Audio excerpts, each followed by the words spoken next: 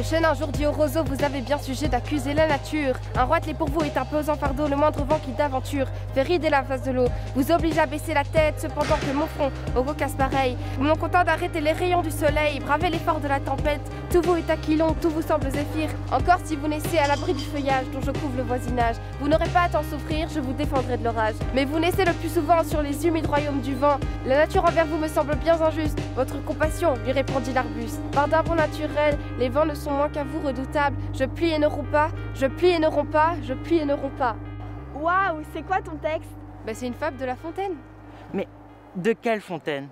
Jean de La Fontaine, un grand poète français, est né en 1621 et est décédé en 1695.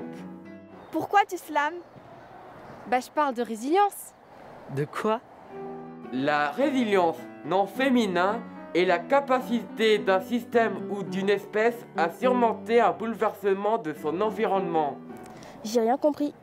En gros c'est quand tu tombes et tu te relèves. Exactement, Messa. Prenons un exemple. Et pourquoi pas un exemple plutôt? Prenons une éruption volcanique. Une éruption volcanique. Oui, mais professeur, une éruption effusif ou une éruption explosif? Ce n'est pas la question. Et ni la réponse. Exactement. Oui, mais Madame Santoro dit que... Bref, prenons une éruption effusive. Et pas explosive. Exactement. La lave détruit absolument tout sur son passage. Et même les passages à niveau. Non.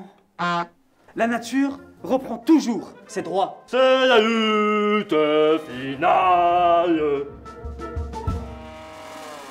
Et la nature se régénère. Vous me suivez? Vous nous suivez, hein? Oui. Non, pas du tout. Ok. Faisons une éruption. Pour cela, il nous faut du bicarbonate de soude. Merci, assistant. Du vinaigre. De cidre, blanc, de riz ou balsamique. De la craie pour le côté funky. Rouge, bleu, jaune ou vert. Et un côte d'or. Oui, j'ai faim. Et réalisons une éruption. Et boum! Boum! Prenons un volcan. Oui, mais où ça? Ah, oui.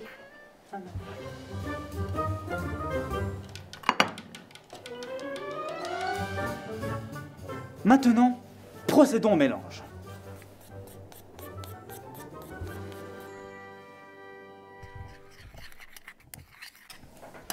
Allez-y, Étienne.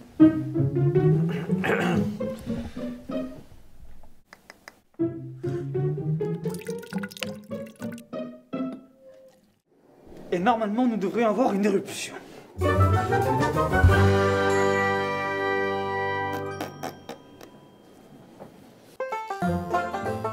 Ça prend du temps.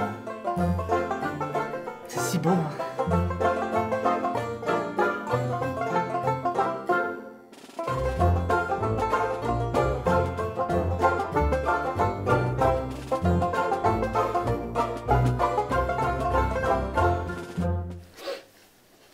Eh ben, c'est le cœur serré que je vous annonce que nous avons failli à notre tâche. Non. Tu as failli à ta tâche. Ne me retenez pas. Non, non, non. Oh, je vais mourir. Oh, je meurs. Oui, mais pas du Covid. Vous avez bien ri jusqu'à présent? Car le Covid, c'est notre volcan à nous. Il a tout détruit sur son passage.